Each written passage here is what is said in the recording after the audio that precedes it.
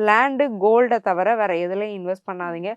ரொம்ப தேவைன்னா எஃப்டி, ஆர்டிய தவிர வேற எதுவும் போட்டுக்காதீங்க. லாங் டெர்ம் இன்வெஸ்ட்மெண்ட்ஸ் பண்ணிக்கலாம். எஸ்ஐபிஸ் மாரி லாங் டெர்ம் இன்வெஸ்ட்மெண்ட்ஸ் மட்டும் நீங்க போய்க்கிறது நல்லது. கவனமா இருக்கணும். இன்வெஸ்ட்மெண்ட்ல கொஞ்சம் கவனமா இருக்கணும். Okay ma'am. விருச்சிக ராசி பெண்கள் வந்து ஹெல்த் வைஸ் எப்படி மேம்? கவனமா இருக்கணுமா? இல்ல அவங்களுக்கு ஓகே தானே எல்லாமே? விருச்சிக ராசி பெண்களுக்கு ரத்தம் சம்பந்தப்பட்ட பிரச்சனைகள், ஹார்மோனல் இஷ்யூஸ், பாடி ஹீட்லாம் ரொம்ப அதிகமாகும்.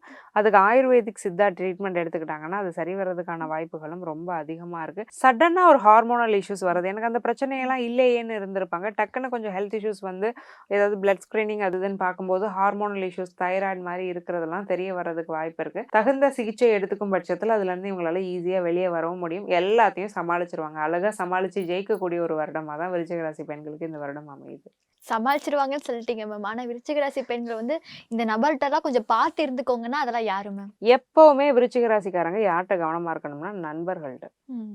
ஃப்ரெண்ட்ஷிப்ல ரொம்ப கவனமா இருக்கணும். ஏன்னா, ரொம்ப கப்பி ஃப்ரெண்ட்ஸ் கிடைப்பாங்க. யூஸ் பண்ணிக்கிற மாரியான ஃப்ரெண்ட்ஸ் தான் இருப்பாங்க. இவங்களுக்கு வந்து தெரியவே தெரியாது. இவங்களுக்கு இது செய்யணுமா நம்ம? கேட்டா குடுக்கணுமா? ஃப்ரெண்ட்ஷிப்னா இதுதாங்கிற ஒரு வரையறையெல்லாம் இருக்காது. ஒரு ஃப்ரெண்டுனா நீ எனக்கு எல்லாமேங்கிற ஒரு மைண்ட் செட்டுக்கு விருச்சிக ராசிக்காரங்க போயிருவாங்க.